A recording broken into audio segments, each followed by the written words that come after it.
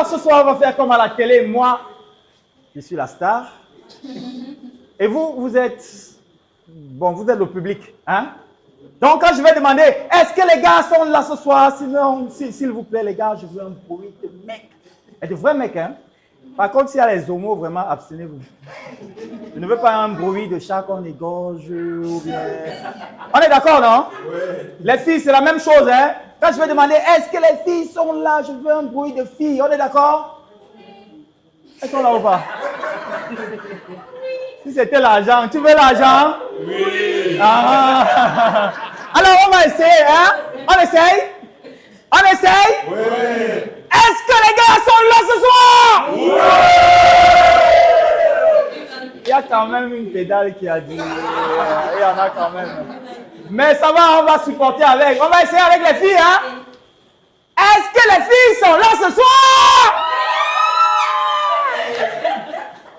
Ah, la chaleur, hein? Il y a les filles en chaleur ici, hein? Il faut parler à vos maris, hein? Bon, ce n'est pas grave. Je vois que tout le monde a respecté le concept. Les garçons sont beaux, élégants, chauds. Les filles sont sexy, jolies, attirantes. Waouh! Je sens que les IST vont se partager ce soir. En même temps, c'est vrai, hein? Quand il y a les garçons et les filles quelque part, il y a toujours quelque chose qui se passe. Mais ça ne me concerne pas. Je suis ici pour faire mon sketch. Effectivement, je me prénomme Ignace. Il y a des prénoms que quand tu entends, tu comprends pourquoi certains enfants battent leurs parents.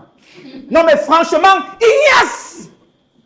C'est le genre de prénom que quand on te donne, tu sens toi-même que tes parents n'ont fait aucun projet pour toi. Non, mais comment? Comment une femme peut porter un enfant pendant 9 mois? Elle accouche avec toutes les difficultés que vous connaissez et elle lui bombarde un prénom comme Ignace. Elle aurait pu me donner Patrick, Eric, les noms qui étaient en vogue à cette époque, mais non! Elle m'a donné Ignace. Il ne faut pas être intelligent pour savoir qu'il n'y a pas eu amour à la base. Et il y a des prénoms comme ça, des prénoms comme Ignace, Rigobert, Dagobert. Généralement, les gens qui ont ce genre de prénom ont toujours des histoires à peu près similaires, genre son père a abandonné sa mère quand elle est entrée, la mère ne connaît pas le père, des trucs bizarres. Quand tu te prénommes Ignace, tu ne peux pas t'en sortir dans cette vie. Moi, j'ai dû arrêter l'école très tôt parce que mes camarades n'arrêtaient pas de me taquiner. Est-ce que vous savez comment est-ce qu'ils m'appelaient? Non. Ignace, le niasseur.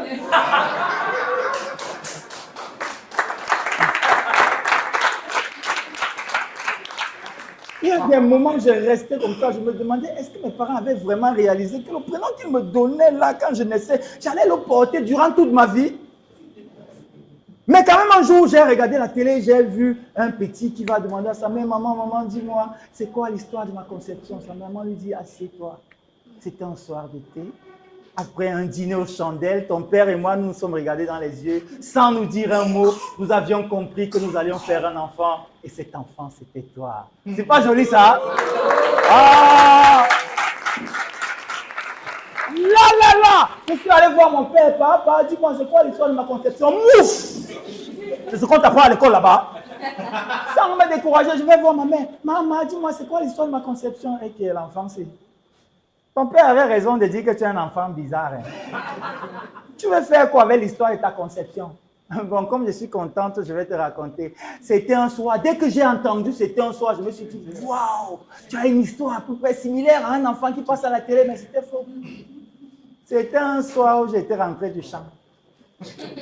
Très, très fatigué, je me suis allongé sur le banc au milieu de la cuisine là-bas. Je me suis endormi. Après un moment, j'ai seulement senti quelque chose qui me piquait, pique. Dès que je me suis réveillé, je me suis rendu compte que ton père était déjà dedans, hein, sans même me demander ma permission.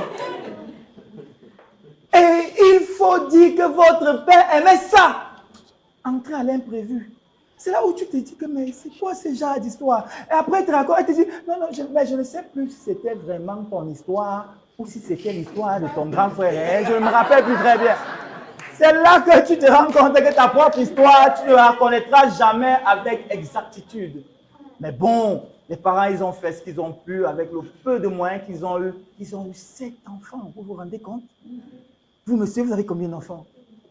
2! Comment vous faites? Moi, j'ai un seul. Et chaque jour, je me demande, Seigneur, quand est-ce qu'il va mourir? Donc, depuis que le salopard est né, je n'ai plus jamais touché ma femme, hein, je vous jure. Un jour, comme ça, dans la blague au salon, ma main a touché sa poitrine. Bam! Il y a cette fonga, tu vas gâter le sang de mon enfant. Non, c'est moi qui ai dragué cette fille. C'est moi qui l'ai épousée. C'est moi qui paye son loyer. C'est moi qui la nourris. Alors, dites-moi comment? C'est ceux qui doivent légalement m'appartenir, font pour appartenir à mon enfant. Et c'est comme ça que le gars a la tête.